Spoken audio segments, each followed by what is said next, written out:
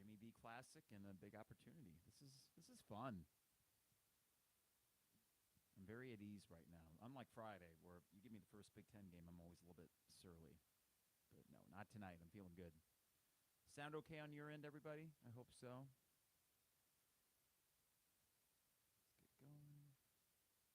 Check 1, 2.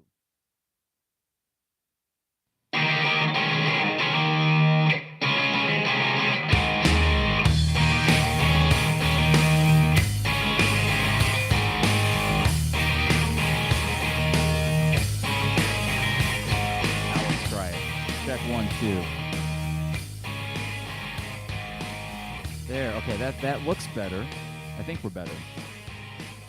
Hopefully it's okay on your end. The exclusive content of the 200 level YouTube page. Okay, I'm going to not look at the screen because I can't do LaFonso Ellis. He just really bothers me. And I'm not going to let external things bother me tonight. I'm going to just focus on the game, which I'm having a good time watching.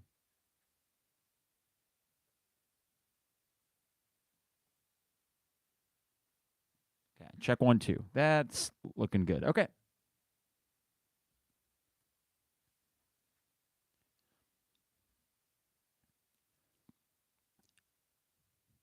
It is the 200 level episode 306. Mike Carpenter in the basement on this Tuesday evening. A nice early tip-off. This is good. And a pretty impressive first half for Illinois. You know, there were issues, turnovers namely. Terrence Shannon really struggling. I don't know if his eye is still an issue from Friday night, but overall defensively looking really good against a fantastic offensive team in Texas, making them look fairly pedestrian, including Marcus Carr, a familiar face that used to be at Minnesota. That was the Matthew Mayer show. Meyer, excuse me. I will get that right, and I will get it consistently. Matthew Meyer show. He was fantastic, as he has been in some big games so far this year. Maybe when the lights are brightest, that's when he shows up the most, and that's okay with me. That's fine. And also Coleman continuing to play very, very well. You know, those are your two guys tonight, but you're getting contributions from elsewhere. I know Sky Clark had a couple fouls early, but he did have a nice three-pointer. Sincere Harris with some good minutes off the bench. RJ pretty much a non-factor along with TJ. So all that said, you are up 3 points despite having turned the ball over 11 times. And Texas only turning the ball over 3 times. I think the defense can remain consistent here, so I'm feeling fairly confident about that. If you can get a little more well-rounded offensive output. By the way, Dane Danger, some good minutes too. If you can get a little bit more well-rounded offensive output as I sit here before this half gets underway, I'm feeling pretty good about how things could shake out, excuse me.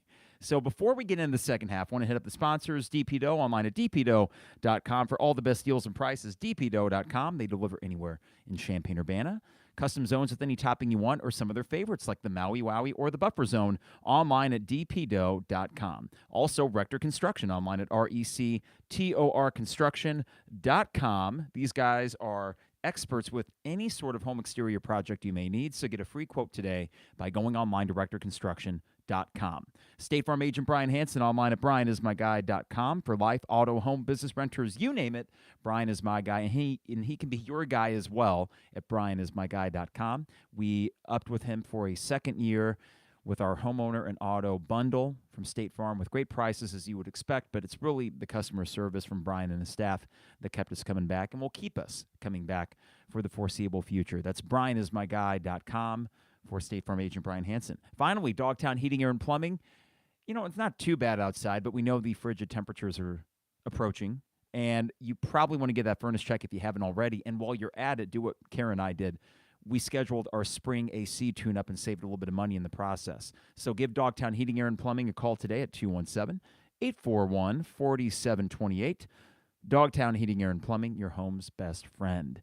The Illini Inquirer guys are out there in New York right now, much to the chagrin of some other media figures, though they are the best at what they do, and I'm not just biased when I say that. And Champagne Showers Podcast Network as well. Thank you guys for tuning in on this Tuesday evening for, what do we call it, the simulcast. Bobo in the house, Illini Brick Girl, hey Nathaniel. All right, glad the sound is good on your end. What I will do for anybody that's wanting to time this up is I will let you know exactly when the ball is inbounded at 20 minutes. And I assure you that regardless of result, this will be a less surly Carp than Friday. I hope I didn't go overboard, but I was truly just annoyed with all the circumstances of, the loudest Big Ten environment ever. The fact that it's a Big Ten road game, and it feels like you're always climbing and clawing your way just to tie the damn thing. Valiant effort, though, and one that I was more encouraged afterwards than I was in many games last year. I think that when I woke up Saturday, I thought, hey, we're going to be fine, which is not exactly analysis, but the eye test kind of bears that out. I think we are going to be fine, and that was a good first half here tonight. Let's see if Illinois can continue this. I think defensively, if they keep that intensity up, they will get the job done in this game. 5 ties, 6 lead changes, and we're about to get underway here. I will let you know the exact moment when Matthew Meyer passes it in. Here we go. 20 minutes, Sky Clark with the ball and a 3-point lead for Illinois. I'll mix in play-by-play and general observations as I do with these live pods. This is Matthew Meyer on the right side, back up to Coleman. Back to Matthew, 2-man game here. Matthew wants to find Coleman again on the right side of the lane. Trying to take it baseline, nothing there, good D. This is Terrence Shannon from the line, up and good. So Coleman didn't have it, finds Terrence Shannon for the easy 15-footer. 5-point lead for Illinois, the first field goal for Terrence Shannon, the first points for him tonight. We could say that it was, Terrence had 0 points and you're up by 3. Well, the thing is, it kind of balances out when Matthew Meyer has that kind of first half and when Coleman gets his and Sincere Harris adds minutes like that. All in all, the score is reflective of how these two teams played. We know Texas is explosive offensively. This is Marcus Carr taking it to the lane. It's funny. I remember him at Minnesota. It's a 3-point game now. Always good. But I think because it was Minnesota, I didn't take him seriously. I thought someone's got to get the buckets for Minnesota. It just happens to be him. Terrence Shannon 3 is no good. And Coleman's not going to get the push off on Texas. I thought that they might have gotten one on the rebound. They don't call it, though. And this is going to be maybe an easy 2 for Texas. No, Matthew Meyer with some good help defense and a steal. That is awesome stuff by Illinois, and no foul call either. Matthew Meyer wants the 3. Meyer, excuse me, and he makes it. Hey, maybe next time when he shoots it, I'll mess up his name first, and that might be good luck. Matthew Meyer, 18 points, 4 for 4 from 3, playing fantastic after having just got a steal. He wanted that one from the start. 18-18 to go. 6-point Illinois lead. Would love to stretch this to 8 or 9 here. Just get a little bit of a run going. Matthew Meyer gets in the passing lane, disruptive enough, and the ball caroms off of Texas, going the other way. Matthew Meyer making an impact everywhere. Pretty cool. Yeah, and they're showing the replay now after he got the steal, and I'm not even going to call that a heat check. When he's feeling it, just keep shooting it, young man. Sky Clark with the ball, 18:05 to go. Back over to Meyer. Getting the pick right from Coleman. You see Texas really D'ing him up the best they can. How that isn't a foul? A little bit of contact there, but it is going the other way. Maybe a little bit overzealous by Meyer, but when you're shooting as well as he is, I understand why he wants that shot. And the shot is up and good. So they're allowing some contact here in the second half, and I think that bode well for us if the officiating is consistent with that. Sky just reckless. That's frustrating. That's the kind of thing that will get me aggravated, is all of a sudden this good start evaporates with 2 turnovers. That's 13 on the night for Illinois. And then that's a nice feed from Coleman to Sky Clark. Get back up, Sky. You got to get back on defense. Coleman just is everywhere right now. I mean, whatever happened, as Jeremy joked, it was when I got all ticked off at him in the first half of the UCLA game. He's been so good the last 3 games. Off the charts. And a take for Texas is no good. Matthew has to box out. So these bigs for Texas present some interesting challenges. Allen and Bishop, right, is the other one. They're just good. And they remind me of the kinds of bigs you'd see on like a Houston, right? We do have length, but the starting 5 is not going to be known for bruising any bigs on the other team. Coleman wants it. They get a foul. That's Bishop. Yeah, Bishop and Allen just kind of look like clones of one another. All right. Well, up 2. Darn it. It felt like, you're up 3 at halftime, and the way you started this half, that feed to Sky was something else, though. Great instinct by Sky as well. He called for that. So 2-point Illinois lead. That's the first foul of the half. This one called on Texas. So these First 3 minutes flew by pretty quick. This is going to be Sky inbounding it to Matthew. So 20 on the shot clock as it reset after the Texas foul. Matthew with the ball. He wants it. Up and no good. He wanted the slap on the forearm. He did not get that call. Marcus Carr with Sky Clark on him. And that's going to be a foul on Coleman. Bumps the hip of Marcus Carr here. I think the concern is less to do with your defense, right? Because I think that's been consistent tonight. But eventually, players make plays, which sounds very cliche, but Texas has dudes. And they are capable of an offensive explosion, which Illinois is not as capable of. So your defense needs to be that much better than their offense to offset the fact that this Illinois team, against better competition, I think will struggle offensively. They'll figure it out. And this is RJ not being where he needs to be. I don't know if that's a miscommunication or what, but RJ's been a non-factor tonight. He is going through what Coleman did last year. And there's going to be moments, I think, of frustration where you're thinking, where is he? What's he doing?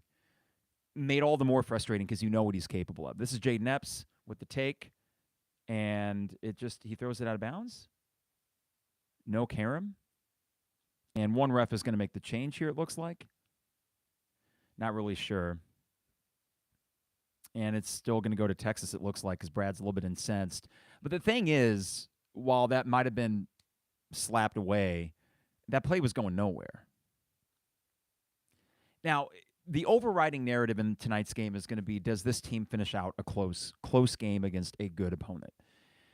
UCLA wasn't close at the end. No fault of Illinois. It's just they blew the doors off of them in the second half. But will they be able to overcome that? And they get a block on Terrence. And if he was in the circle, fine. Would like to see the replay, but I think they're going to go to the break here. So you see the frustration there. You jump out to a 6-point lead, and then Texas goes on a 6-0 run. And it's sometimes when watching this team feels like the counterpunch offensively isn't going to be strong enough. Ultimately, I think their toughness overcomes a lot of that. It leads to turnovers when you're on defense, and it leads to some easy baskets. But it does feel like if you are facing the offensive likes of a Texas, you just got to keep them from going on a big run. 6-0, you can overcome that, especially when it's just a tied game. But I'm interested to see how this offense figures out some continuity or consistency, let me say, because so far they have not. And even when they took the halftime lead 33-30, it did not feel like that offense really had any consistency. To give you some context, we had 3 assists in the first half, and Texas had 10. Now, you were leading, but if you were to say what offense is more sustainable or which one can you count on more, I still would have said Texas. We will see. All right. I'll do a quick little breaks as we get into these ad breaks here. DP Dough online at dpdough.com. You can order custom zones with any topping you want, or some of their favorites like the Maui Wowie or the Buffer Zone online at dpdough.com. Want to get something out of the way real quick. Robert Rosenthal from Illini had a tweet earlier tonight about, he and Brad Sturdy and I think a few other independent media guys got media passes at the top of Madison Square Garden, and he was kind of bemoaning the fact that there were 3 representatives from 24/7 Sports. And I usually relate with, I try to, with the underdog or the little guy, whatever, what have you. But also as another fan commentator, that line between journalism and being a fan commentator, it's getting more and more blurred. And I am preferring to say, you know what, I'm a fan. I will pay my way to games and all that. So I don't have a ton of sympathy. Whether he's a writer or not, that's just another form of media. I could say that I am a sports broadcaster, but in actuality, I'm a fan that does a podcast. He could say he's a journalist, but in actuality, he's a fan that writes a column about his favorite team. Nothing wrong with that, but you will not get the same preferential treatment as the guys at 24/7 Sports. Neither will Brad Sturdy working for an independent IlliniGuys.com. And I guess that's unfortunate, but that's the nature of the beast. So my thing with that, I think it kind of sat weird with me because, today, bought the bowl game tickets, bought the airfare, all of that taken care of. This is a trip. It's an investment. And I don't have subscribers paying money to listen to my podcast. So I don't know. It seems like you can't really have it both ways, is what I'm saying. Just an aside there, but I wanted to get that out because it sat a little bit weird with me. 44 all. We're back here from the break. 15:58. Melendez is struggling. We'll talk more about Tampa. We got everything lined up. See, this is the thing. They have offensive guys that we just we can't count on like they can. So a 10-2 run. You started off so good. You were up 6, and now a 10-2 run, they're up 2. It's going to happen. Basketball is a game of runs. But how do you counter? And I would say good defense overcomes that, but you can't. Can you bank on that?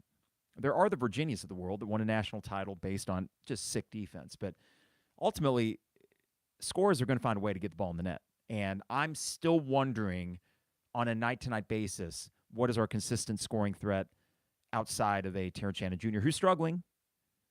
Coleman Hawkins is more of a jack of all trades. See, that's a bad take by Terrence. Now he's forcing things, and it's like his depth perception is screwed up. This is a 3 for Texas up and good. Oh, no, it rolled out. My God, that was halfway in. That would have been a 5-point Texas lead. Yeah, see, Terrence gets the foul drawn here on, is it Allen or Bishop? One of the two. They, again, clones for Texas. Physically you're matching up with these guys, and I think that you can get this done. We were in a worse position this same point 5 minutes in the first half. I think you were down 15-10 for a 2-3 minute stretch in the first half, and then your toughness overcame that. Now, I do think the intangible factor of toughness can play a role in a game like this, but you just got to keep this. When you're not shooting well, you got to keep this a 2-3 possession game, a 2-possession game max, it feels like at this point. And this is just where I don't know what offensively the plan is, because Terrence was dribbling, it gets knocked out, he shrugs, and Underwood is kind of directing orders here. Yeah, I just don't know. Plenty of time, but against an offensive, I'll say juggernaut, because I think Texas is offensively, you got to have more than just dribble and shoot a random shot. I mean, Jayden Epps right there, it's going the other way. It's off on Danger. 6'1", he gets stuffed at the rim, and I love the aggressiveness, but that's the offense? Jayden take it to the rim against a bunch of 6'8" guys? Now, as I watch this, I'm not fuming. I'm not at that point. I don't think in a non-conference game this early I would. Today would be a bonus, a hell of a bonus, because it'd be a marquee win that would last with you all the way to Selection Sunday. But as the season goes on, if you continue to see these offensive lulls that are just hard to watch as Texas gets another, they have too many weapons offensively. So it's amazing. This game has just flipped. In the last 4 minutes, it's completely flipped. And what was a 6-point Illinois lead is now a 4-point Texas lead, and I don't know who's going to shoot for you here. This is Coleman, who might try to force the issue a bit. The hook shot is up, and I like the aggressiveness again. And Danger, oh, my God. The putback, it was in the hoop, and it comes out. I don't know. This is puckering up time here if you're a fan and you really want to win this game. Danger gets an arm on a Texas guy. Texas, I will say, they really just kind of fly around. I'm not going to say they're flopping, but are we really knocking the crap out of them that hard, or are they just sort of sliding all over the place? It's good gamesmanship at worst. I'll give them that. Too many guys to the score. I'm just watching this. It's amazing with the game of basketball. That's the third foul on Danger. Oh, the game of basketball, 1 minute you're so invigorated and you feel like, oh, we got this. We're the better team. We're the aggressor. And then 3 minutes later, it's just the complete opposite of that. And now you can't stop them. This is danger zone right here, and not danger zone, but danger. That's a 14-2 run, and you don't have an answer. And I like Jayden, but look, there's a 6'6" guy guarding him right now. They do get the switch. This is going to be an offensive, but okay, Jayden does pass it. But what is the option here? Terrence can't shoot. Sincere can't grab the rebound. I don't know, guys. This might get ugly quick. Fortunately, a mistake by Texas. And I don't mean that in an alarmist way, but just kind of reading the tea leaves of how these last 5 minutes have transpired. Texas now looks like the number 2 team in the country.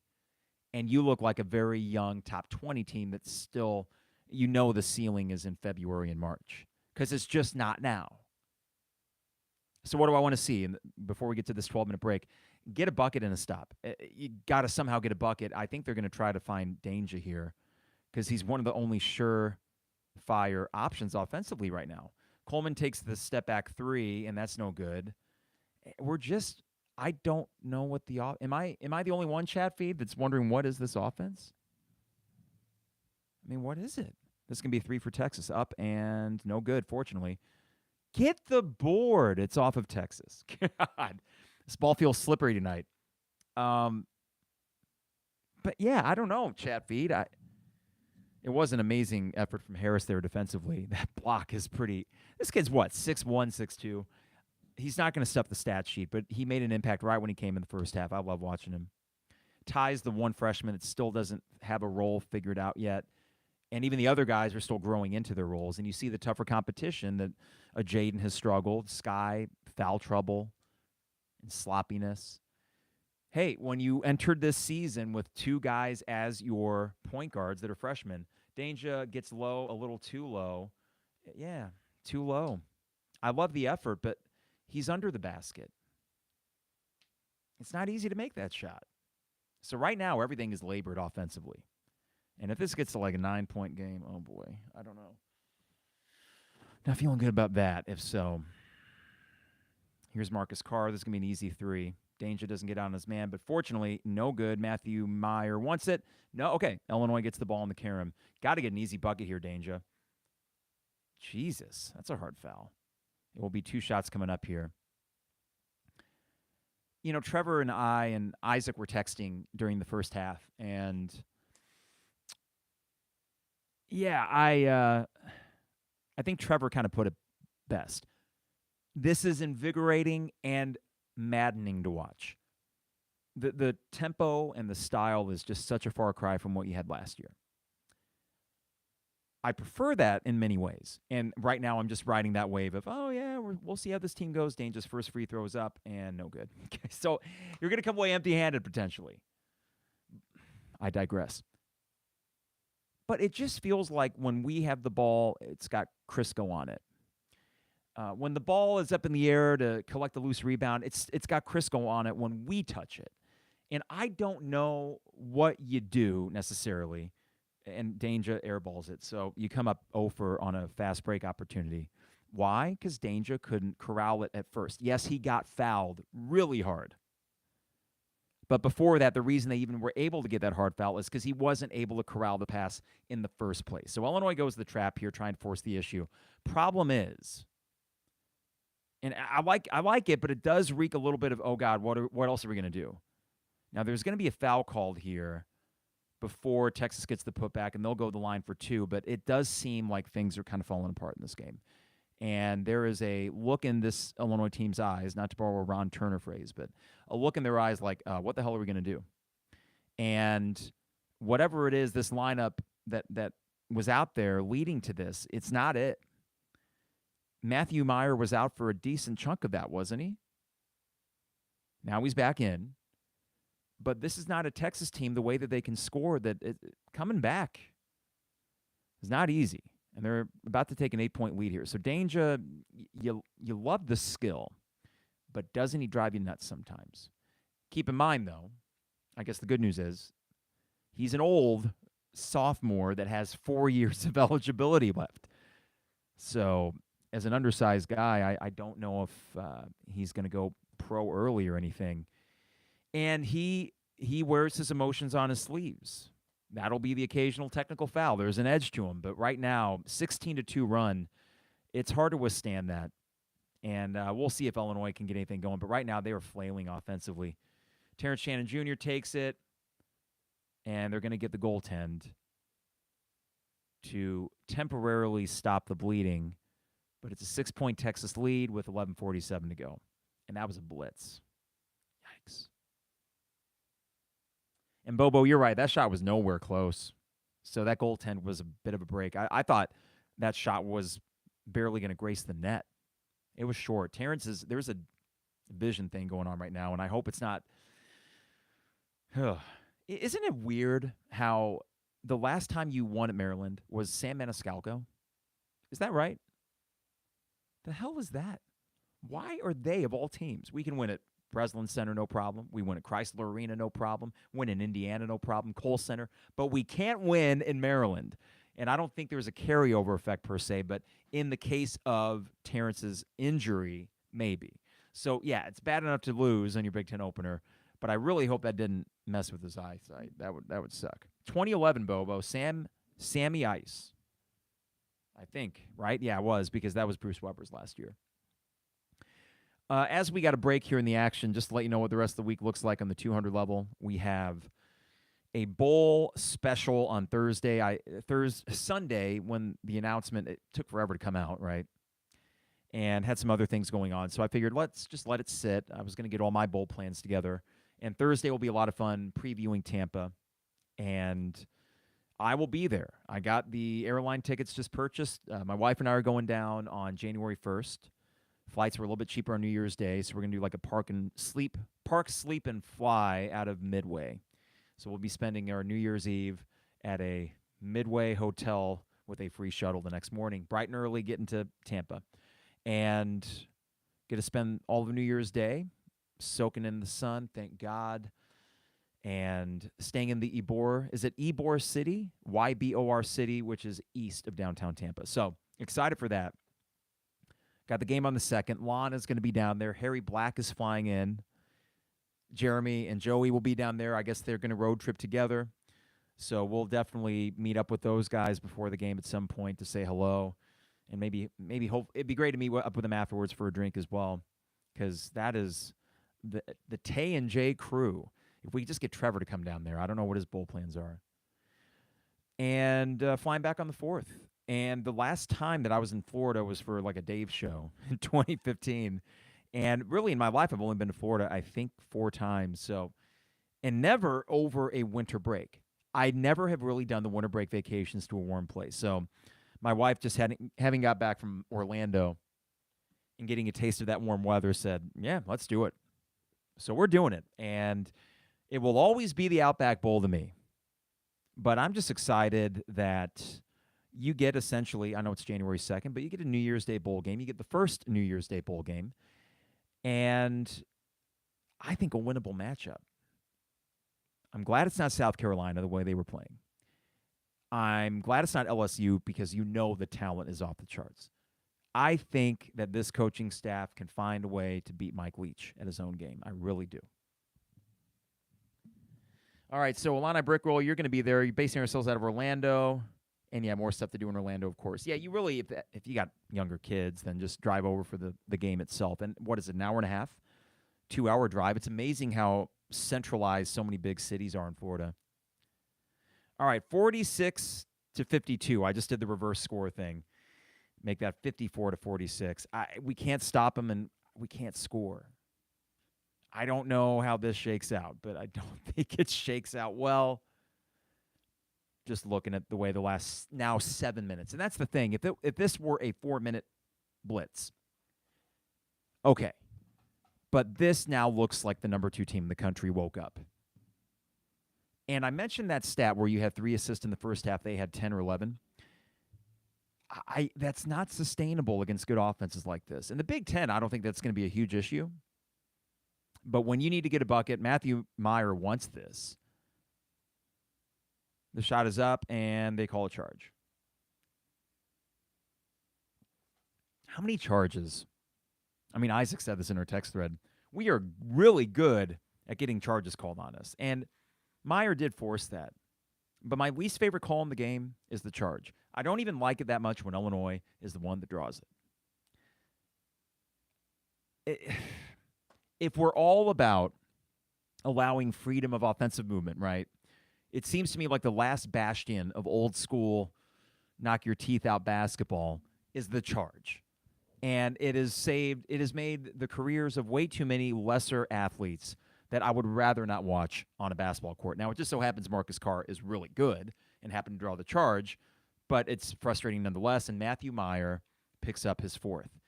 Now, the problem here, and I like Matthew Meyer sometimes, but that is complete lack of awareness. So now he goes to the bench. you're going to be down 10.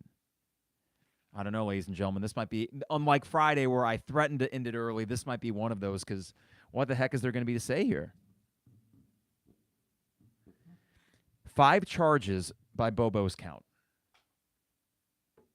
Now, in fairness to the way the game is called, what's the offense that we have? Running at the rim. That's what it is. It's as if Texas said, we are not going to let you shoot the 3. Though I will say, I don't know how good Texas's defense is. If you're number 2 in the nation, it ain't bad. But we have had plenty of games with better ball movement than this. I've seen a stagnation offensively where I don't know what the hell this is. So we got a 5 corners thing now. I'll let you know how deep in the shot clock the first pass is made. 14 seconds the first pass was made. It took 14 seconds to get a pass. Now we're on the 5th pass, 10 seconds to go. Looking for somebody. RJ just double dribbled. What the hell? What the hell was that? Get him out of the game. Knucklehead. That's stupid basketball. And a timeout. A double dribble from a D1 athlete. That is actually something that pisses me off. To get that flustered and double dribble. Oh, my God. And Illini Brickroll says, I don't have an issue with most of the calls. They're mostly right. I mean, that's the problem, Brickroll, is that we're just charging in there like bulls in a china shop. And Texas says, okay, we took away the 3. I like the fact that our shot charts for Illinois are either 3s or they're around the rim. Okay, that's great. I prefer that over any mid-range game. And the few mid-range shots you've had tonight, there was one that TJ made from the free throw line, but that was it. But man, oh man, a double dribble. Are you kidding me? I mean, RJ's a sophomore, but he's got plenty of game experience where that can't happen. You cannot have a double dribble. That blows my mind. Well, I'm adjusting my expectations accordingly because for the first time this year, I will genuinely say this team does look flustered. Virginia was 38 minutes, pretty much, of even basketball, and a team that's better than you closed it out. My thought coming into this second half was, let's see if we can close this thing out. Well, you won't even get a chance to do that because you got blitzed in the first 10 minutes of the second half. So you aren't going to have that opportunity to close anything out. You got to come back against this team. Now, it's not over because you have seen this Illinois team against many odds find their way back into games like Maryland, right?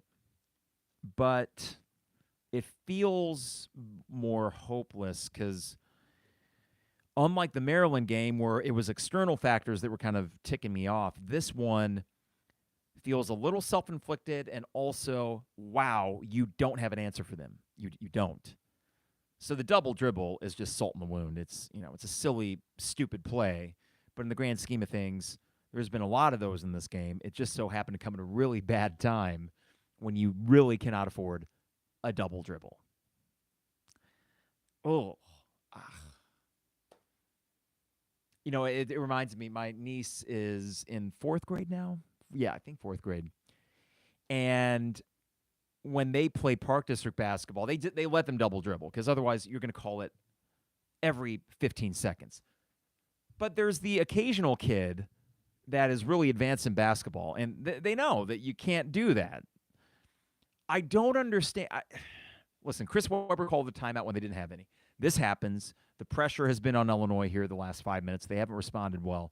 But that right there to me is more than a double dribble. That's an uh-oh. We're shook. That's what that means to me. We're shook. I don't want this team, young as they may be, to be shook. And what that negates is your ability to be the so-called tougher team. If you're shook, you are not going to impose your will anymore. That's not going to happen. So we're approaching the 10-minute mark. It is an 8-point game, and it feels like if this goes double digits, it's pretty much good night. This is Marcus Carr. Sincere Harris on him. Fantastic defense yet again. And a good switch. Sky on Marcus, but Marcus gets it right to the rim. Okay. Yeah, I think Ty Rodgers disrupted him a little bit at the rim. Oh, Jesus Christ. I don't know what Sky is doing either. That's 16 turnovers. One thing about Underwood, you know I'm a fan. I wouldn't trade this coaching staff for many other coaching staffs. I would not. However, do we always need to be really messy early in the year? Does it need to be that way? Now, when you're playing this style of basketball, you will have a few more turnovers than the opposition.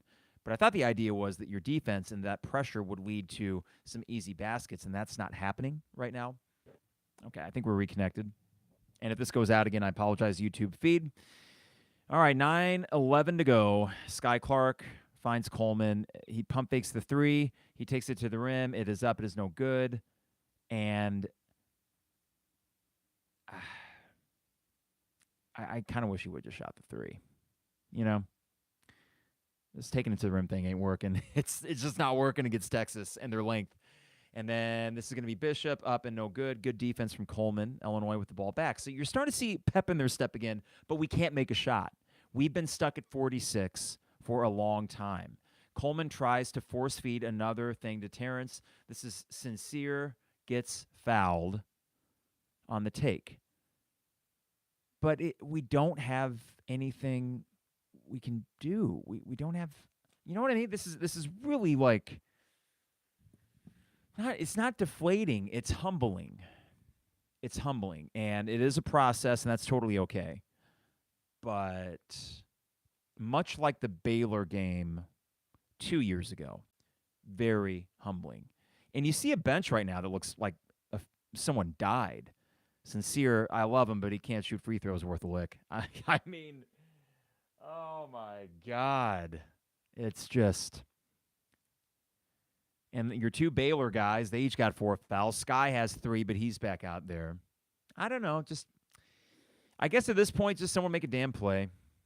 Sky misses both. So we've left 4 points on the board from layups. The one that Sincere did not get, we don't get back on defense. That's an easy 2. I might be wrapping it up soon here, guys. This just ain't in the cards, is it? No, it's not. We'll give it a little bit longer. 6 of 12 from the line, says Bobo. Yeah, I mean, honestly, just 9 out of 12, a few more. I mean, we're just forcing things here. There's no offense to speak of. No offense to speak of, and it looks like what happened here? A foul on Texas? I didn't really see what happened. It's going the other way, so what do we get here? Was there a technical because Terrence is talking too much or what? Or just personal foul?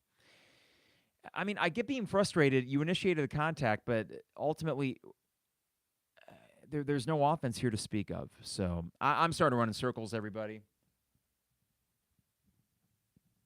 This is just a really kind of excruciating second half. Foul on Illinois. Problem is, it actually probably was a foul, you know. And like Illini Brickroll said, there's been a few calls where you're thinking, well, what the heck is that? But I don't really think officiating has been a driving force in this Texas run. Now, fortunately, they miss it. Somehow, you're only down 10. It feels like you're down 20. And the way you're scoring, I mean, are you going to get to 56 points for the game? You are not scoring. You don't have anyone that can. Dane with the ball, 20 feet away from the basket. He finds Harris.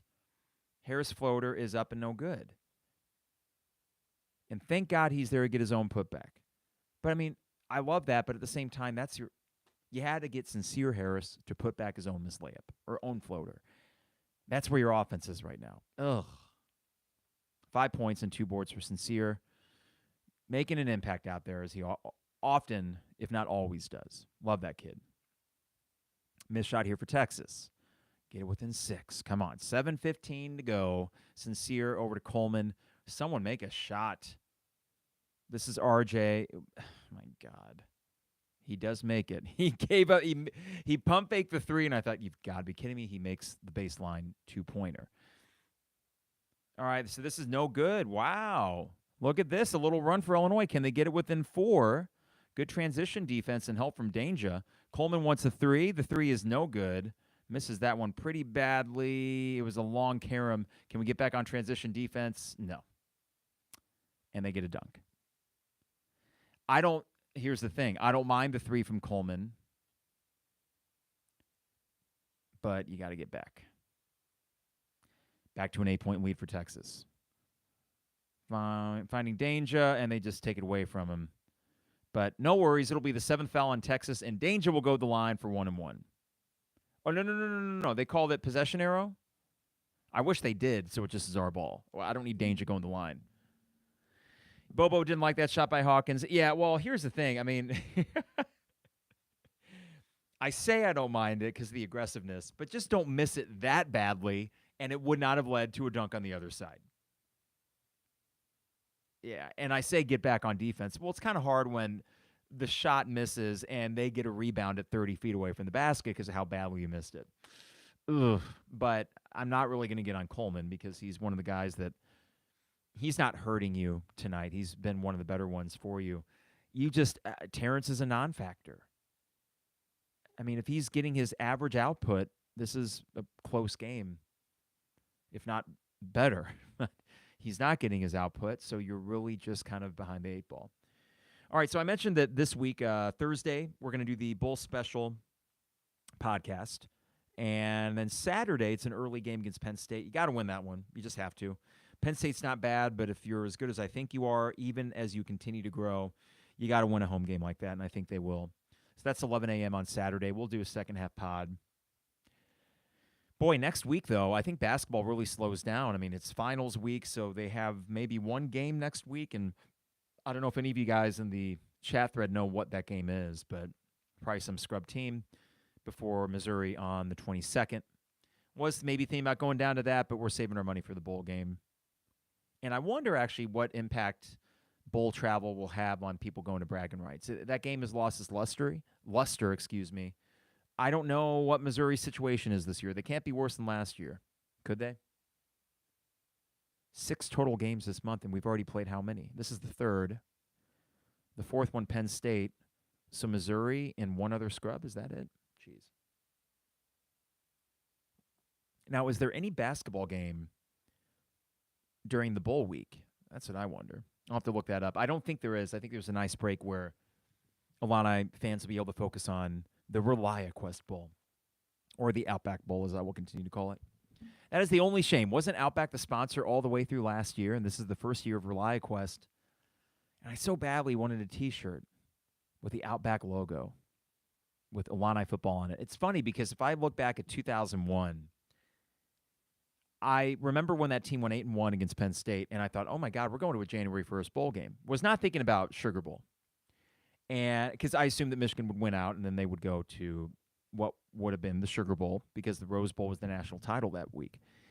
And I remember thinking to myself, yeah, I would love the Citrus Bowl. I'd love the Outback Bowl. Because the Outback Bowl, to me, I think it used to start at 10:30 Central Time on New Year's Day. And what we used to do is we'd wake up, and we go to Village Inn Pizza in Champaign. And I don't know if anyone remembers Village Inn Pizza, but it's where Jimmy John's is now on the corner of Madison and Springfield. Danger's going to go the line, and I'll let you know if he makes one. He does. Shooter's roll. 7-point game. You're within reach. Anywho, we go to Village Inn, and then eventually we went to Jillian's, which is where Papa Del's is now. We always had this New Year's Day tradition. Then Buffalo Wild Wings, because there weren't always a lot of places open on New Year's Day. And there would be, get the putback. Good God, we can't corral the freaking ball. I like the effort, but sometimes I just want to say, grab the stupid ball. I mean, are there any drills you can have in practice? But what a block by Harris. Jesus. What a finish on the transition. Jayden Epps to RJ. It's a 5-point game, 6:10 to go. Signs of life. Wow. Nice job by Epps and RJ, but that was all precipitated by Sincere Harris. Your lineup is Epps, Harris, Hawkins, Melendez, and Danger. This is going to be a 3 here. All right. Sorry, everybody. Okay. Jayden Epps. Sure. All that time on offense, and the look we get is an 18-footer contested for the 6'1" freshman. I love Jayden Epps. I like him being aggressive. That's not the same shot as when he took the wide open three to take the lead at Maryland. It ain't. That one was just an offensive possession that went nowhere. Texas with the ball. They shoot their own 18-footer. It is no good, but Coleman doesn't block out his man. And it's out of bounds going to Illinois. So we get a break. Now, I know that rebound caromed off a little bit weird, but you got to get that board, Terrence. And sorry for the bad feed right now, YouTube. If I drop out, I apologize, and this podcast will be up later, but I'll try to keep it going. That is a gift, Illini Brick Girl. That is a gift. 17 turnovers for Illinois, 10 for Texas. You just wonder if that was a little more even where you'd be at. But there's still time. 4:40 to go. It's a 5-point game. RJ wants the three. It looks good. It's good. It's a 2-point game somehow. RJ stepping up big down the stretch. 10-2 run for Illinois in the last four. Precipitated by defense. A sincere Harris block. That'll be the moment, I think, if Illinois can somehow come back in this game. This is Marcus Carr from the line. Dane Danger doesn't get out to his guy who knocks down the three. Stop collapsing so freaking much. 30's not going to hurt you unless he shoots a three.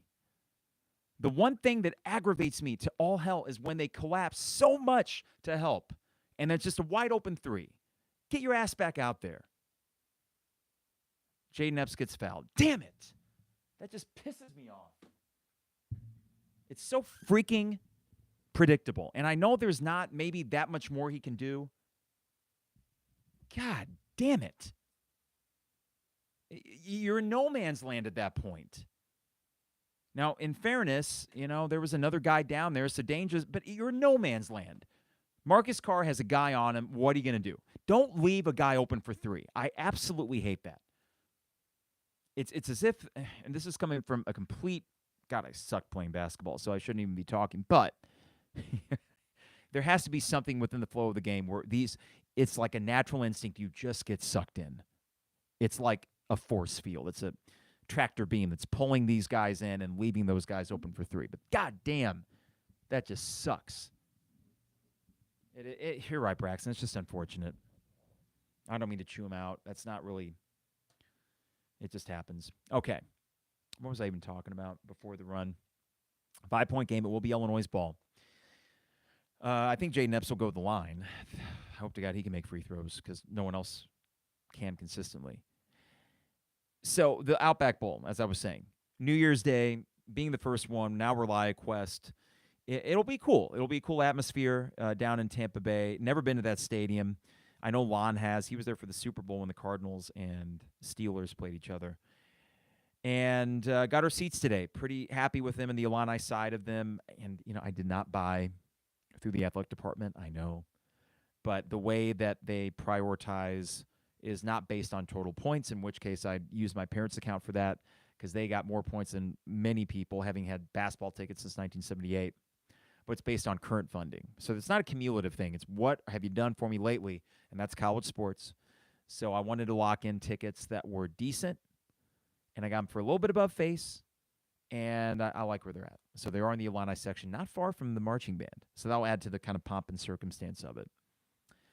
So I'm watching this replay here. I think they're showing the RJ3. That was some good action there. Dane just sets the pick up top, and RJ just cuts out. And 30, 4 did not switch.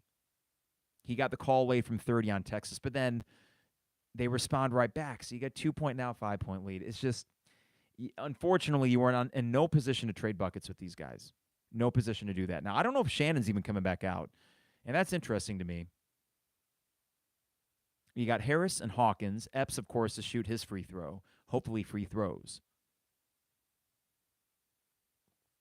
All right, how are we doing on time here? Yeah, let's get over a little bit after 8. There's been longer games. 8 assists. Bobo, this is crazy. 8 assists and 17 turnovers. Yeah. And that's not going to get it done. Epps' free throw is good. He does have a good stroke. Now, I think the sample size from the line is small, but he looks like he's a natural from there. I think he is. Okay. You're noticing Epps is in closing time minutes. doggone it, isn't he due to make one of those big late game shots? He wanted it against Virginia. He might get an opportunity here. Okay, so it's a 4-point lead for Texas. The shot is up for Jayden and good. That is a very good-looking stroke. So Terrence Shannon continues to sit on the bench. You just got to wonder, like, I hope it's not – eyes are weird, so I hope it's not a longer-lasting thing. But he got his bell rung at Maryland, and that takes some time occasionally. All right, Texas with the ball here. Let's see if we can't get another defensive stop. This is going to be a 3, and that is up. It is good. You can't do that. It's just – I don't know who was on that guy anyway, but Sir Jabari, sure, whatever. That's a name, I guess. He makes the 3 to put Texas up 6. You cannot trade buckets with Texas, and that they will just ice this game if you try to do that. Coleman with the ball. Matthew Meyer back in there. He's just going to have to launch one up here. He's just kind of flying around with it. The 3 is up, and it is good, because why not? Jesus. Quick timeout for Brad Underwood, I think. 64-61. And Illinois will have one timeout after this, I think. Unless that was a Texas timeout. But nope, Illinois timeout, so they have one left. 3-point game after all this somehow. And that's the thing. There will be frustrations watching this team, but the overall talent level will keep them in games where maybe they have no business being in them. You give me that assist-turnover ratio, Bobo, of 8 assists and 17 turnovers, I say there's no way in hell you're winning the game. What it tells me is the things that are correctable are correctable. And the things that you can't teach are already there, which is why I'm very high on this team, despite the first 10 minutes of the second half, despite having lost 2 games to better opponents. You're seeing that they're able to overcome a lot already. And I just got to think, with a little more seasoning and a little more time to kind of let all the what metaphor am I going for here? All the juices come together. I don't know what kind of metaphor. I'm just saying, give them time. Give them time. Be patient. And I think the end result will be pretty fantastic. Hey, there's A.J. Griffin, whose brother Alan is residing in the Where Are They Now files. I wonder where Alan's at. Okay, 3 minutes to go. It's a 3-point lead for Texas. Can you get a stop? Because right now they have hit a few big shots in a row. Every time you've got within one possession, they respond. This is going to be a take from Marcus Carr. He gets stopped back up top here. So we got 3 guards up top for Texas. We got that 30 just lurking, ready for a 3. This is going to be Allen or Bishop, one of the two, taking it in on Hawkins. Great defense and no foul. It's Illinois ball. Chance to bring it within 1 or potentially tie it with 2:30 to go. Boy, if they somehow win this game, that would be a coup. Jesus. 2:25 to go. Jayden gets the pick from Matthew Mayer. He wants to take it in. Nope, he finds Sincere Harris. Sincere gives it back to Jayden. Jayden wants the long 2. It is a good-looking shot. Gosh darn it.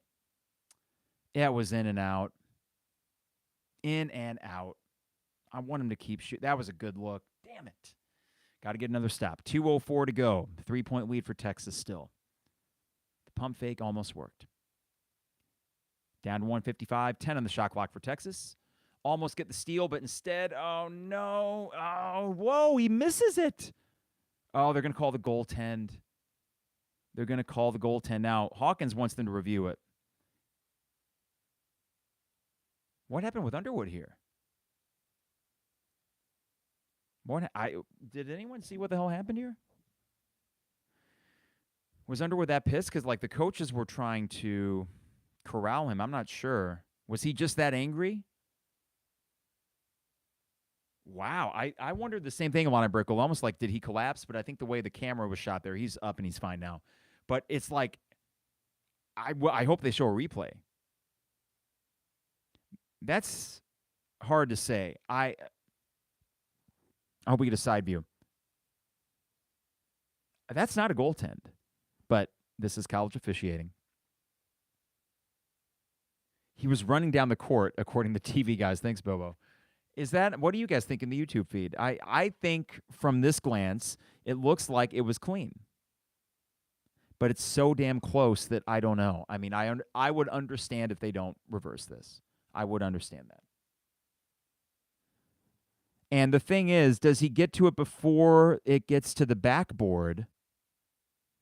It's so close. No goaltend, and the TV guys agree. I mean, I lean that way. I just think it's close enough, right? If they don't reverse it, I wouldn't say that's ridiculous. It's really close. Maybe we get a break here. So that's what I was thinking, Brick Roll. It does look like there's, and it's hardly a push. It's like a feather tip touch that gets it to the backboard, and there was enough to disrupt that shot. So let's see. You aren't going to tell from that angle because, but it doesn't, you don't see any action on the backboard until after Coleman's hand goes through it, which tells me the impact of the ball came after his fingers touched it. And actually, you would probably argue that there's more of an impact on that shot.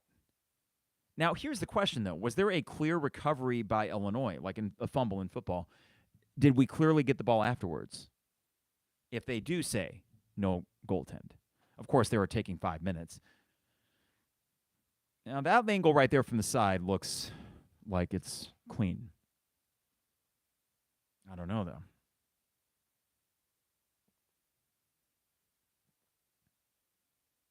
We'll find out in 5 minutes.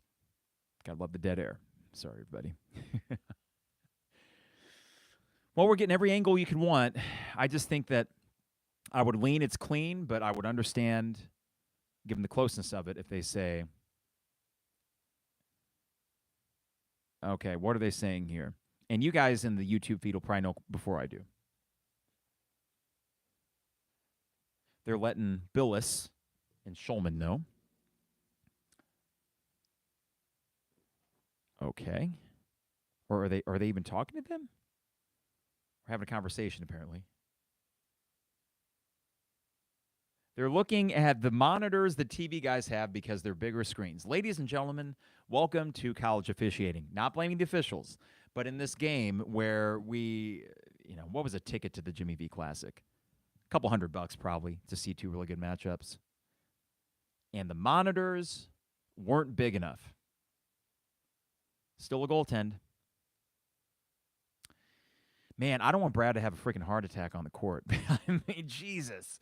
He's healthy enough where I don't think he will. I do worry about Bielema's health. And I like these coaches. I want them to be around for a long time. So, Brad, man, he was apoplectic. You don't get to use that word apoplectic very much, but he was that. Okay, so you're behind the 8 ball here. That would have made it a 3-point game. Instead, it's 5. Tough break. I've seen worse calls. I'm not going to point to that as, oh, the official screwed us. Okay. 15 to go on the shot clock. Coleman wants it. Terrence gets it back. Terrence is going to take something here. We'll see if it ends up well or not. He can't make it, but a good rebound from Coleman, and they're going to blow it down on the floor. So Coleman's going to go up to the line for 1-1. Terrence is something's amiss right now. Problem. Just rest him before Penn State. Give him Penn State off if you need to. And you might say, well, can you afford that? I don't know. Can you afford him playing like this? He is out of sorts. This is not him. Coleman makes the first. That's a big free throw. Second would make it back to a 3-point game. And then it just comes down to a stop and a score and a stop and a score. Easy. Easy against the number 2 team in the country. Coleman with a solid night. 8 points, 3 for 3 from the line. His second shot is up and good. That's big. Big free throws from Coleman. Let's see if Illinois body. And okay, so they're showing press or no? They are not. They are going to let Texas bring it across with no press. 1:20 to go in the game. You got to get a stop. Because even if that would not have been a goaltend, it was still a pretty easy look for Texas. And their offense is really good. With 15 on the shot clock, can you get a stop and make this really interesting? Can you get a stop? RJ kind of gets stuck on the screen. Marcus Carr, the unfreaking-leavable. Score. They make shots. That was a fade away from the line, and he makes it. No problem. Only 6 points. And if you would have said that before the game, you would have said, well, you got this. But You also would have to factor in Terrence Shannon was a non-factor. Matthew Meyer over to RJ needs this. They're going to call what now? They call something that isn't going to be good for Illinois. Timeout. Oh, no. God damn it. Who called the timeout? Coleman? What is this Chris Webber crap? Oh, Jesus Christ. He thought Meyer was in trouble. He calls the timeout. He knew they couldn't turn the ball over. Jesus Christ. I mean, you've got to be kidding me. Well, it ain't looking good right now, folks. It ain't. As we approach more than an hour of a second half. Jesus Christ. I'm going to keep saying Jesus Christ because that's one of the few things I can probably get away with saying that isn't a curse word. And I've already said GD a few times. Maybe I can't say those two words together. Hopefully I don't get suspended. By who? I'm not sure.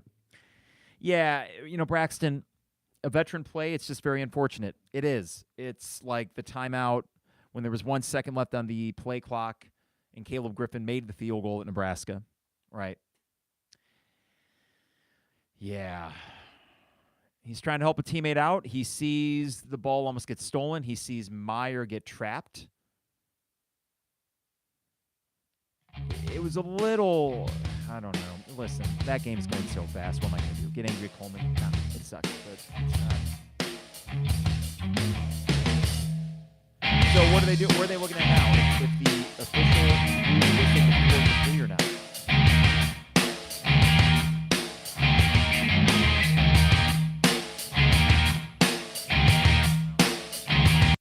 Sorry, you guys probably heard the music there.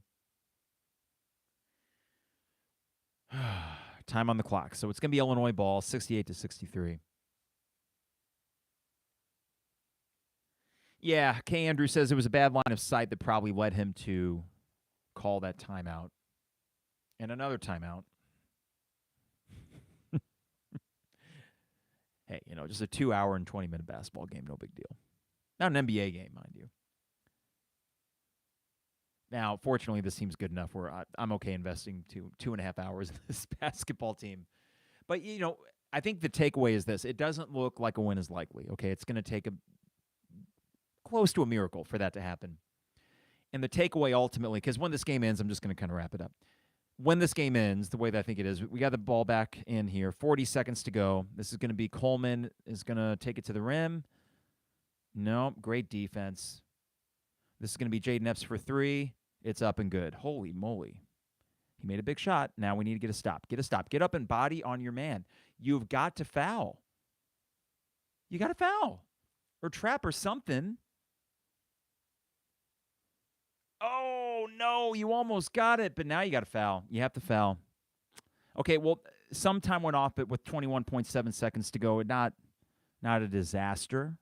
You had to try for a steal for a little bit. They tried for about 12 seconds. Well, Jayden Epps basically negated the timeout that Coleman had that took away the RJ3. So it's a 2-point game, and it comes down to, will Texas make their free throws? It's a 1-and-1, so I don't know. Let's see what happens. The first free throw is up. It is no good. It was short. Illinois will have a chance to tie or win it. Holy moly. Please, please, please, please, please. Okay, Jayden Epps with the ball. There's 10 on the game clock. There's a foul on Texas. Jayden Epps is going to go to the line to shoot 2.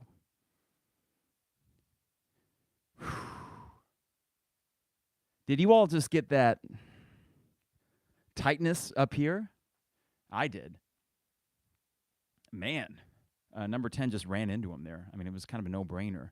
Terrence is trying to help Jayden up, who had picked up his dribble, right? Jayden goes the line for 2 with 7.6 to go. No pressure, kid. At Madison Square Garden, no pressure. God. The first free throw is up. It is good. I got that tightness up here.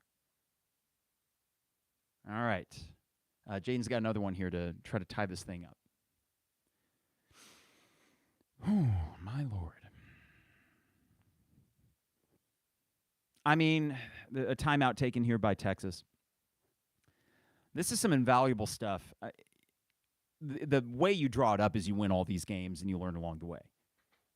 I'll say you've checked one thing off the box again tonight. Another growing kind of moment, which sounds very cliche, but I think the coaching staff would admit this is a big opportunity for this team to grow. You do not get these you aren't going to play hardly any team better than Texas. You are almost their match, despite the messiness and the fact that they're just offensively better than you are. But, God, if you can somehow double up that growing, learning experience with a win.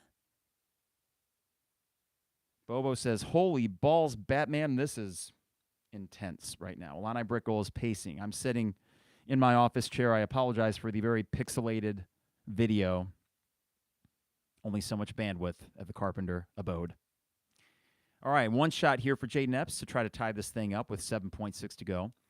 How many fouls? Illinois has 8 fouls. So the good news is, if you get in a situation where you got to foul them again, it would be still 1-1 for Texas.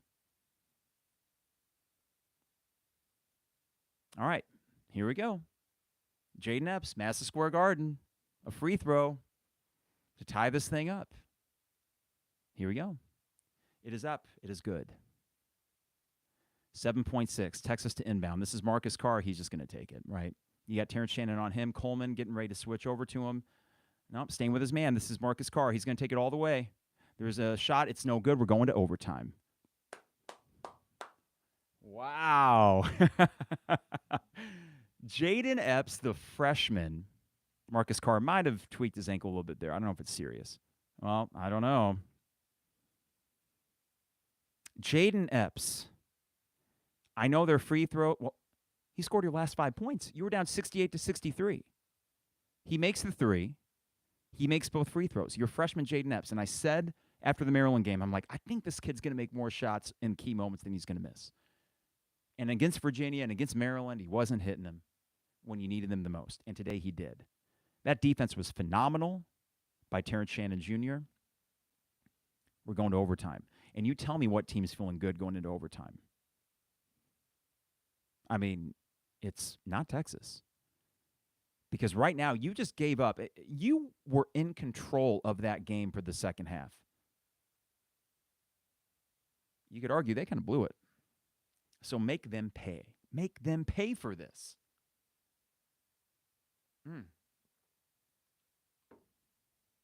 Braxton says, steal this game and get the blank on the bus. Hey, there are a few better games to steal than this one, Braxton, because Texas is going to, if not win the Big 12, they'll be right there with Kansas because Kansas is always there, and that means that this would be a marquee win you can just put in your pocket and have for Selection Sunday. And you already got one in UCLA that will run things along with Arizona out west.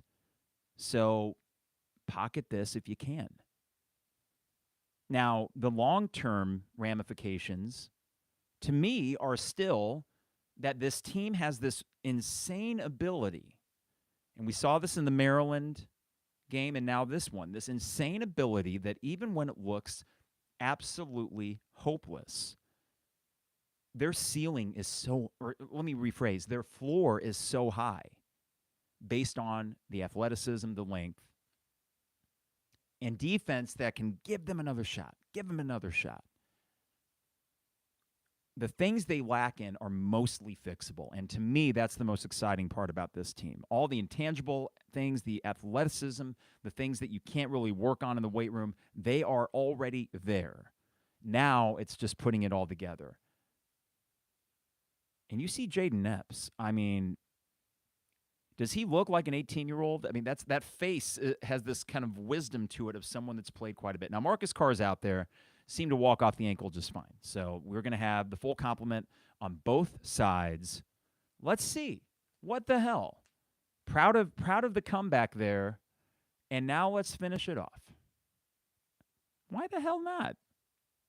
Let's get it done. It was just cramping for Carr? Okay. All right, so if you're timing this up, I'll let you know when they tip it because I know there's been some feed issues tonight. And it is up, and it's Illinois ball. Cool. So you just got to be 1 point better. Just simple math that me and Trevor and Isaac always used to do. Just 1 point better. Jayden Epps taking it to the rim. He gets the ball knocked away. He was going to try to draw the foul. Doesn't get it drawn.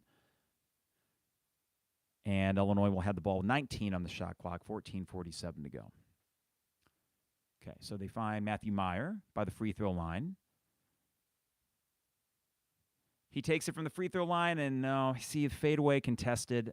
I don't know. I know he's been hot tonight, but that's not the best shot. Marcus Carr now with Meyer on him. Bit of a tough matchup because he just doesn't have the speed. Marcus Carr travels, though. So Meyer does a good job keeping him in front of him. And we'll break there. Iowa fans will get a 9 o'clock Central tip. Hope they drank their coffee. Okay, let's see what happens here. Illini Brickle, I think you're a little bit ahead of me, and that's okay if your message is about what's about to come. 4:20 to go. This is Terrence Shannon Jr. from the free throw line, up and good. Much needed. So 70 to 68. All right. He has 6 on the night, 3 for 11 from the field.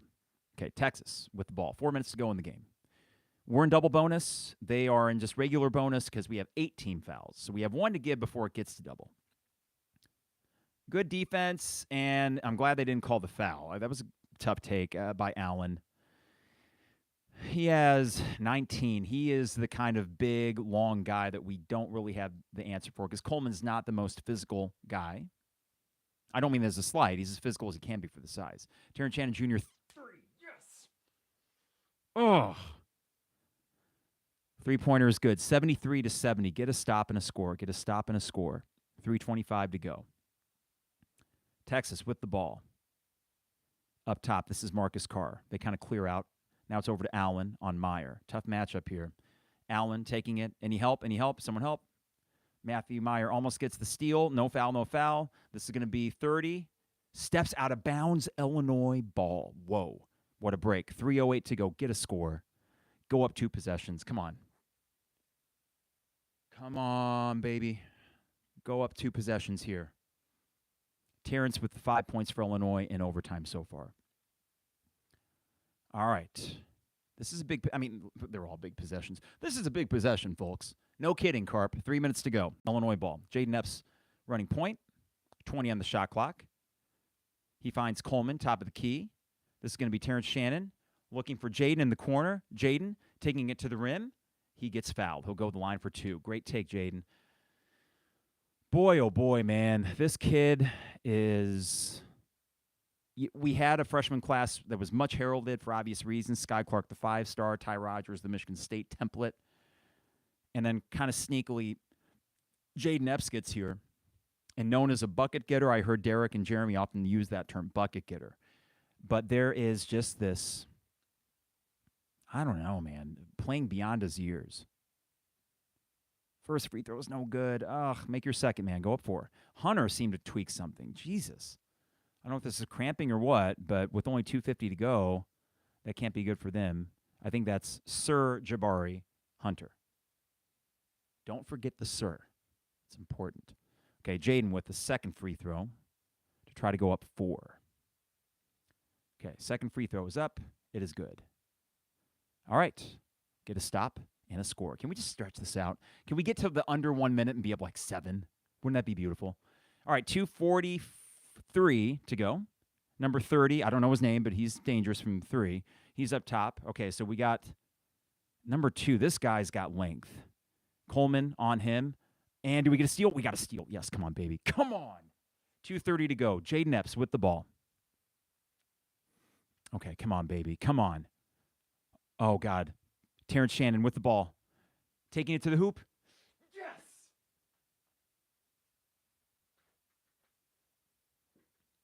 And 1. Up 6. 2:18 to go. Come on now. Make this, Terrence. Make it a 3-possession game. Whoa! in traffic, no charge. How about that?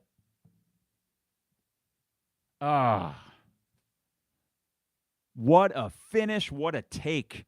Come on, Terrence. Make this free throw, baby. Come on. Make this free throw. 2:18 to go. Illinois up 6. This is his first free throw attempt tonight. A few dribbles at the line. It is up. It is good. 7-point Illinois lead with 2:18 to go. There are 3 timeouts for Texas, 1 for Illinois. Is Texas going to use one? I'm not sure. They get a pick for Marcus Carr up top. Marcus Carr with the ball, 2:10 to go. Coleman on him. They switched. Are they going to keep Coleman on him? Maybe so. And RJ just lost his man. You're up 4 still. Why? RJ gets into la-la land. And you'll note it's a little bit different when, hey, we're just having fun. No, now I want to win. RJ is just a bad defender right now. And it's not bad, but just lacking the instinctive thing that good defenders have, you know? What good is he going to do down there? You give up the 2, who cares? Don't give up the 3 to a guy that's already made big threes for Texas. 4-point lead for Illinois with 2:02 to go. It wasn't going to be easy. I know. God dang. Marathon pod tonight, baby.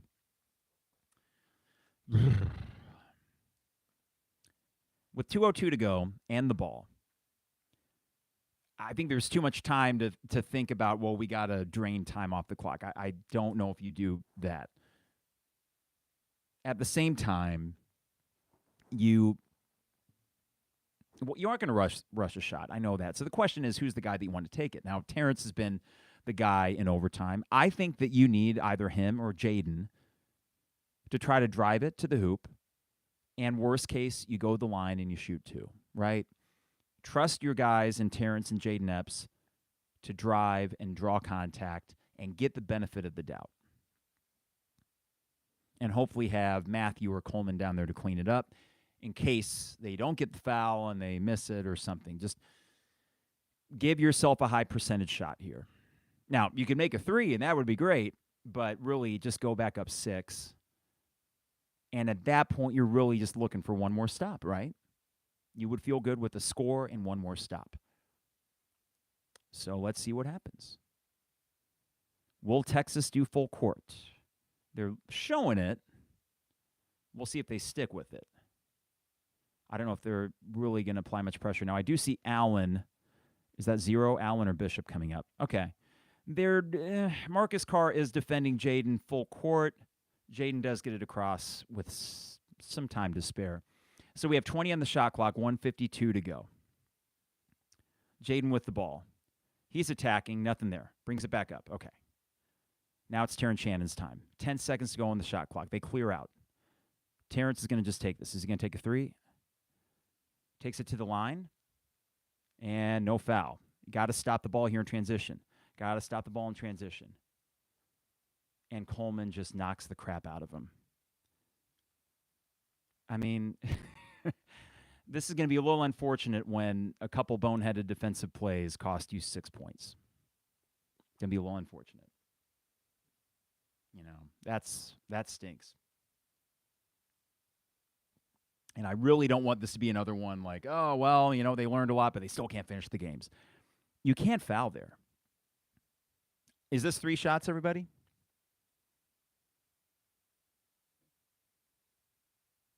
I assume it is. And I wish a foot was on the line, but I think it was a 3-point. Jesus Christ, Coleman. That's just bad. He's going to make all 3, so it'll be a 1-point game with 1:29 to go. So you've just given up 6 points in 30 seconds because RJ sagged too much and Coleman fouls a 3-point shooter. Can't happen. Cannot happen. Boy, did that take a turn. Let's see how they respond. Let's see how they respond. This is Jayden with Marcus Carr on him. Freshman versus, I think, a fifth-year senior. 1:20 to go. You need someone to score here. Jayden taking it to the rim. Makes it. Jesus Christ, Jayden. That was not easy. Marcus Carr bringing it back the other way. This is going to be Allen for Texas. Coleman on him. Has to dribble it back out. Jayden on Marcus Carr. Refuses to let him get the ball. No, this is Allen now with RJ on him. RJ gets the block. Get it, get it, get it. Over the back. No. Oh, they say it's a tip by Illinois. The shot is up for Marcus Carr. It is no good. It is a foul on Texas. Holy crap. 44.8 to go. That's on Cunningham. He's number 30.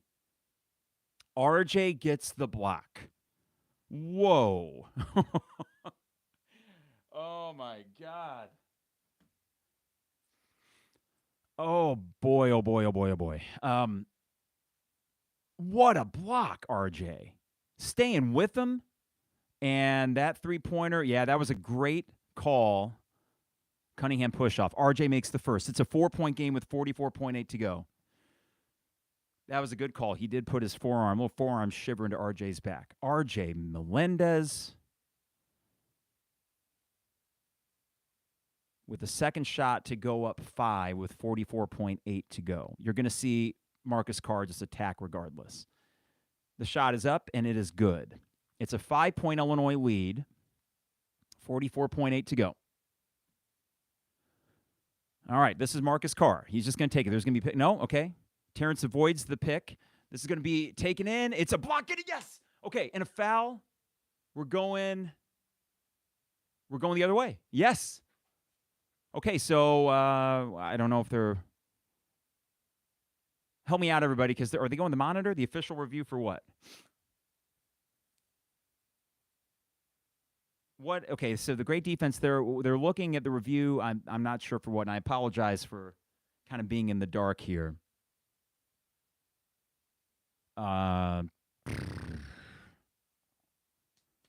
Okay, so as I look at this replay, Marcus Carr is taking it in, and this is going to be. It looks like it's out on. Well, I don't know. It's our ball. Oh yeah, he's in bounds. I mean, he pointed like, what do you want? Yeah, he's in bounds. It's not even close. Okay, so it will be Illinois ball after this rather meaningless review. Up 5 with the ball. Good question, Illini Brickle. You got to review everything nowadays. Is he still looking at it? Jesus Christ. These guys are... Now, I will say, I think overall, though, I haven't had many qualms with the officiating. They're back on the court, so... I'll say I don't think the officiating has affected the game one way or the other tonight. And honestly, I don't think it does most nights. But every now and then, yes, it does get frustrating, especially in college football. Okay.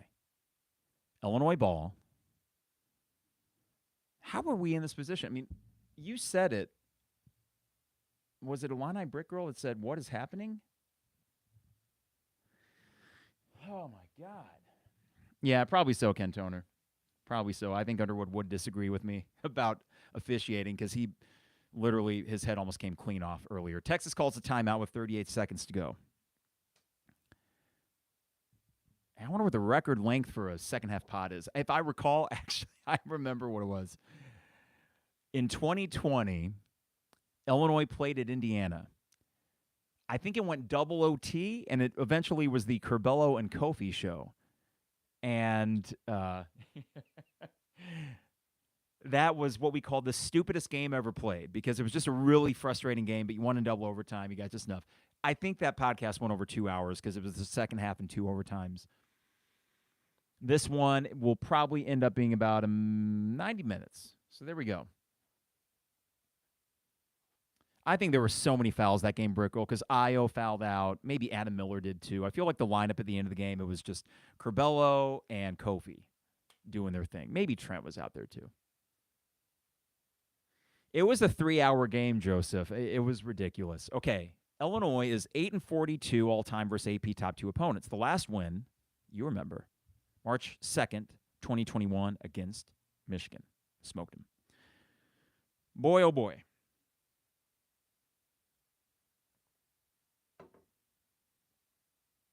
Oh, yeah, Trent got teed up in that game for saying cash because you can't say that on a basketball court. 38 seconds. He just got to find a way to get this ball inbounded to a guy that can make some free throws. This is going to be TJ coming up. Nope, they find Coleman. who corrals it, and he gets fouled. So 36.1. And what I do like about this situation is I would assume as a free throw shooter, because I can't really speak to it from personal experience, I would assume that this is all about, hey, you got 2 shots to get this done. And that takes a heck of a lot of pressure off as opposed to, well, if you miss the first, you're screwed. Now, this is one of Coleman's sisters, but not the one that doesn't like me, though maybe she's there too. Coleman misses the first. He was 4 for 4 earlier tonight, so that's his first miss. Second one would put you up 6 with 36.1 to go. All right. Coleman, couple dribbles, 1 dribble.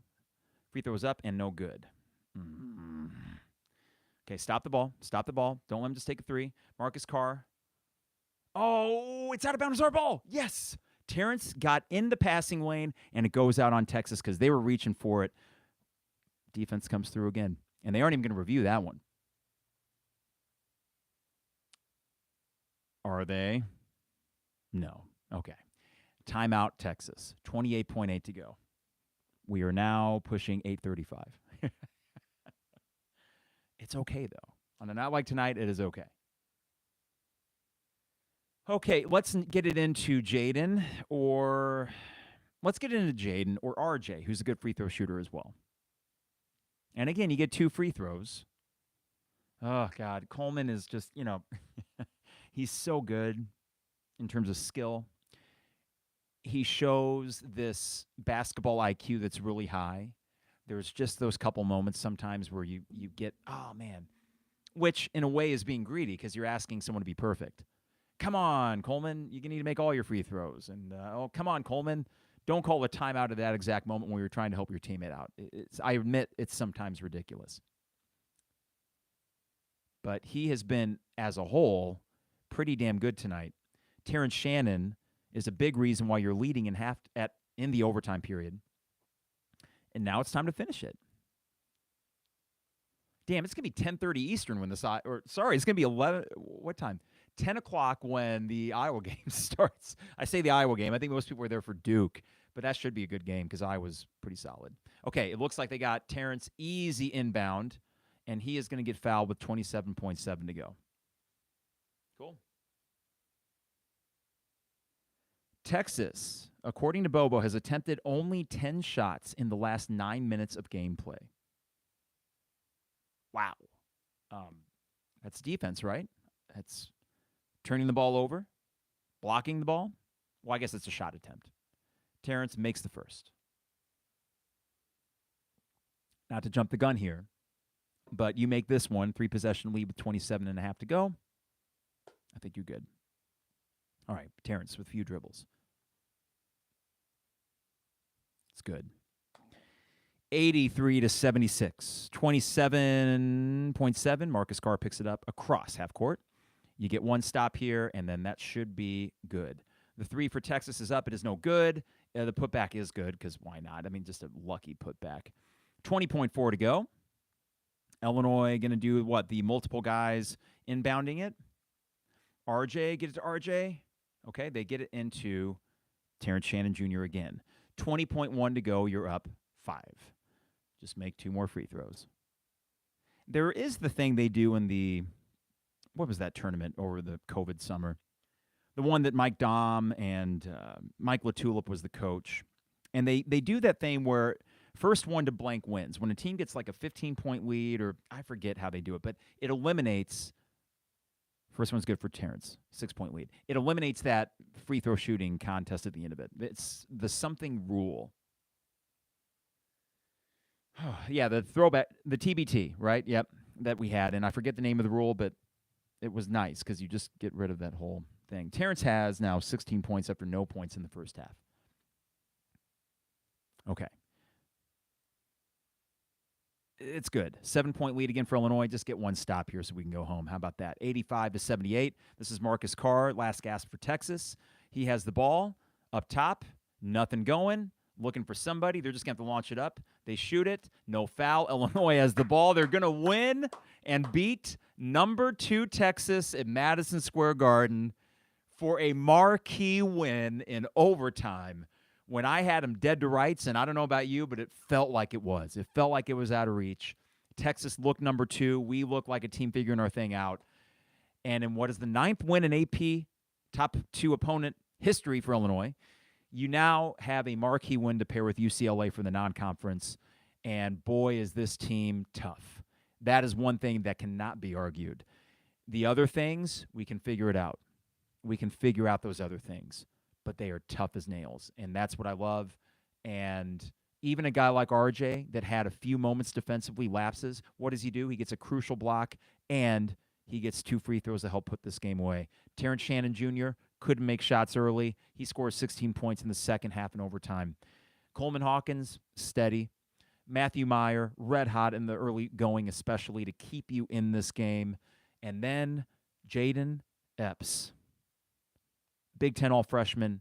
That's the guy that's going to make Big Ten All-Freshman team from this team. He's the closer. He is supplanting in late-game situations Sky Clark, and tonight he earned it. A 3 and 2 free throws to even force this game to overtime. You were down 5 with less than a minute to go. You forced overtime, and you win. Wow. Well, I think Thursday is not just going to be a bowl spectacular. It's going to be talking about this Illini basketball team. It's a lean month for how many more games you have left to play. But boy, is that atmosphere going to be fun on Saturday for an early morning game against Penn State. Pretty exciting. Yeah, what the heck? What I might even do, to be honest, I might go to the game. I need to text my dad. I said, I got other things to do, but I don't know. Hopefully he didn't give them away yet. We'll see. This is fun. You just beat the number 2 team in the nation.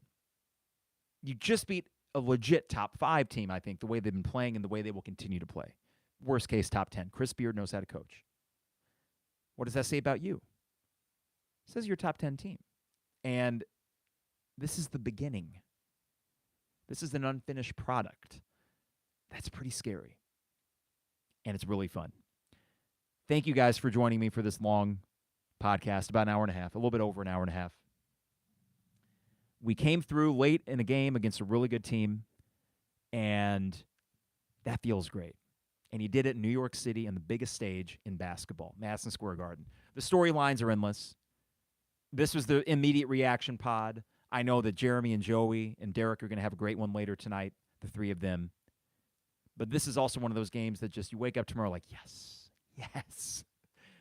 I'm buzzing. All right, hey, thank you guys for joining me. Thank you, DPDO. I'm on at dpdo.com. Rector Construction at rectorconstruction.com. Dogtown Heating, Air, and Plumbing, your home's best friend at 217-841-4728. And State Farm agent Brian Hansen online at brianismyguy.com. Thank you, Illini Inquirer, Champagne Showers Podcast Network. Thank you, friends, in the YouTube live feed. A lot of fun having you guys around. And sorry that the feed got a little bit weird there, but hopefully the podcast audio is good for all of you at home. So have a great rest of your day, night, whenever you're listening to this. Illinois wins over number 2, Texas, at Madison Square Garden in New York City. Have a good night. Goes without saying. Have a great night. It is the 200 level.